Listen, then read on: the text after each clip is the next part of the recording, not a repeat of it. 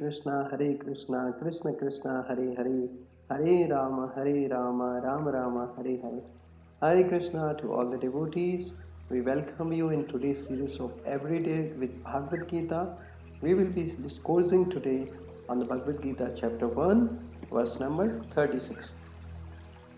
Pāpam evāśrayed asmān hatvaitān ātatāyinaḥ tasmān nārhā vayaṁ hantuṁ dhārtarāṣṭrān sa-bāndhavān sva-janaṁ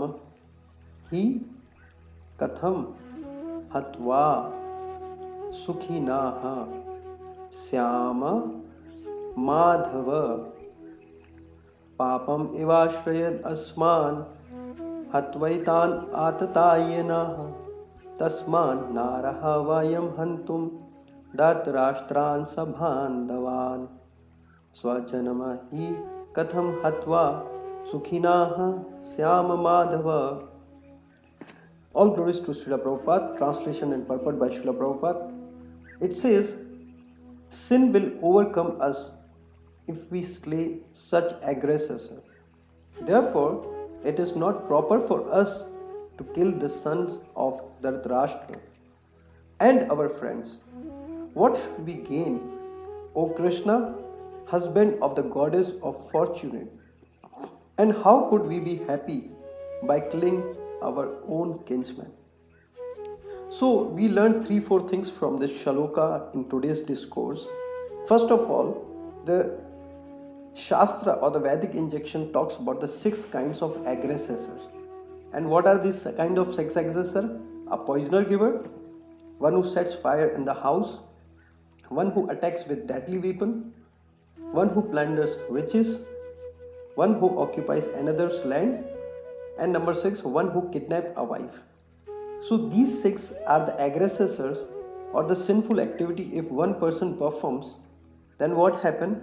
A person who is on the ritualistic or who is a pious activity, who are writers, who is a religious person, they can kill the other guy.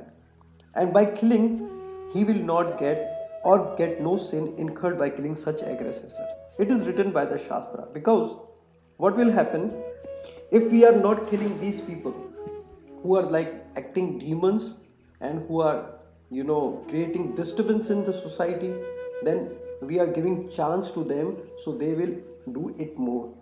If you see in the law and order situation in our country as well, if a person is a murderer, police comes and kills him in some terrorist activity or something like this going on, the police take the gun and shoot the terrorist.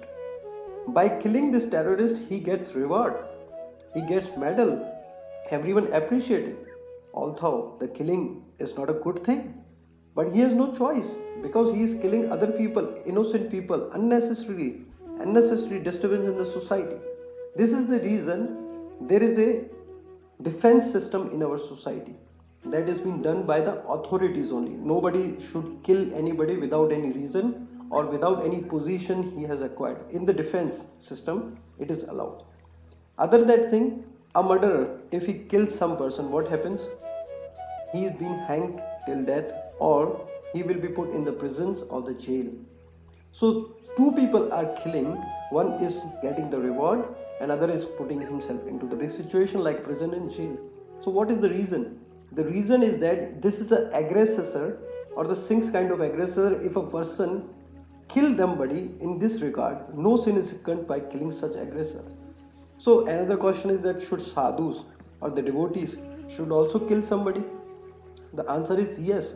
If there is a necessity, like if anybody is doing disturbance in the society, like Kauravas did, what they did? They were trying to naked the Draupadi, which is a very big sin. Not even a common sense say this. She was a queen. She was not an ordinary lady. She belongs to a very highly elevated family. She was a devotee of the Lord. Another thing, when Pandavas and Kauravas, they were cousins, the Kauravas, they were not giving a single piece, like you can say it is a compare to a pin or the needle.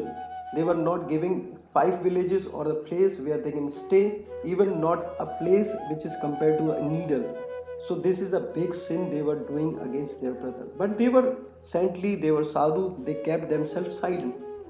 But they were the devotee of Lord Sri Krishna. Whenever Krishna sees his devotees are in the problem, he comes himself. Even coming after, Krishna sends so many peaceful proposals. To the Kauravas, we should not fight. You should give them rights. You should give the rights to the Pandava what they should have. So sadhu sometimes becomes Kshatriya. Like Krishna is telling Arjuna, you should become a Kshatriya. It is your duty or the responsibility to fight, but according to my direction. Because the Arjuna was on the bodily material platform. He was seeing all the body as his relatives who did sin or irreligious activities with him and with his family. So now Krishna, with his instructions, with his divine instruction, taking out the depression and the tension of Arjuna. There is a nice example Srila Prabhupada is giving, that for the Ramachandra, because Ravana kidnapped the Sita Rani, Sita Mata, the Lord Ramachandra defended himself and his wife, so he went to the Sri Lanka. So for Ramachandra, killing of the Ravan was not a big problem because he was already designated demon and he was not his relative. Although for the Arjuna, if you see, killing for the Arjuna is very difficult as compared to the Rama, because in this situation all the people who were standing in the battlefield of Kurukshetra, they were all the relatives, friends, family members of Arjuna. So it was a very, very perplexed situation for the Arjuna. So in the next shloka, if you see, the Krishna will guide Arjuna that we will learn in the shloka. The Prabhupada has given a very nice explanation for this. The Prabhupada says, according to the Vedic injection, there are 6 kinds of aggressors. Number 1, a poison giver. Number 2, one who sets fire to the house. Number 3, one who attacks his deadly weapon. Number 4, one who plunders riches. Number 5, one who occupies another's land. And number 6, one who kidnaps a wife. Such aggressors are once to be killed, and no son is incurred by killing such aggressors. Such killing of aggressors is quite befitting any ordinary man. But Arjuna was not an ordinary person. He was a saintly by character, and therefore he wanted to deal with them in saintliness.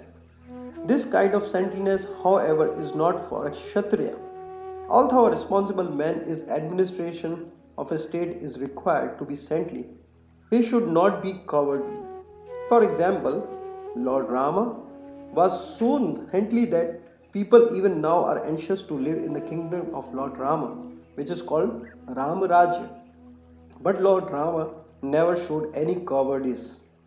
Ravana was an aggressor against Rama because Ravana kidnapped Rama's wife, Sita, but Lord Rama gave him sufficient lesson, unparalleled in the history of the world.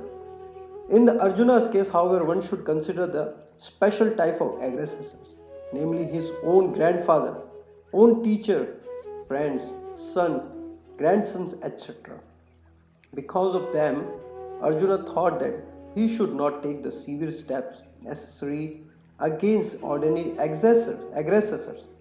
Besides that, saintly persons are advised to forgive. Such injunctions for the saintly person are more important than any political emergency. Arjuna considered that rather than kill his own kinsmen for a political reason, it would be better to forgive them on ground of religion and saintly behavior. He did not. Therefore considered such killing profitable simply for the matter of temporarily bodily happiness. After all, kingdom and the pleasure derived therefore are not permanent. So why should he risk his life and eternal salvation by killing his own kinsmen? Arjuna's addressing of Kṛṣṇa as mādhava, or the husband of the goddess of fortune, is also significant in this connection. He wanted to point out to Kṛṣṇa that as the husband of the goddess of fortune, he should not induce Arjuna to take up a matter which would ultimately bring about misfortune. Kṛṣṇa, however, never brings misfortune to anyone, to say nothing of his devotee. So we learn that aggressors should be killed in this shloka. And a sadhu can sometimes become a kshatriya or the soldier to kill the miscreants. Sometimes Kṛṣṇa comes himself as well. So Prabhupada has described very nicely into this shloka with the explanation. We request all the devotees, please chant Hare Krishna, Krishna Krishna, Hare Hare, Hare Rama, Rama Rama, Hare Hare. By chanting this Hare Krishna Mahamantra, it would be easy for us to understand Bhagavad Gita. Bhagavad Gita is a very big mystery, which can be only disclosed by the devotee of Lord Sri Krishna, who are humble and who are in relationship with the Lord. Without any relation, we cannot develop our love for Krishna and get out from the pangs of material existence, which are birth, death, old age and disease. So you devotee have any questions or doubt or suggestion, please send us your message on our WhatsApp 00971 5566 Send this message to your friends and family. They can also take benefit. Shri Shri Radha Kunj Bihari Bhagwan ki jai. Shri Shri Gaur Nithai ki jai. Srila Prabhupada ki Nithai Gaur Premanandi. Hari Hari Bol. Thank you.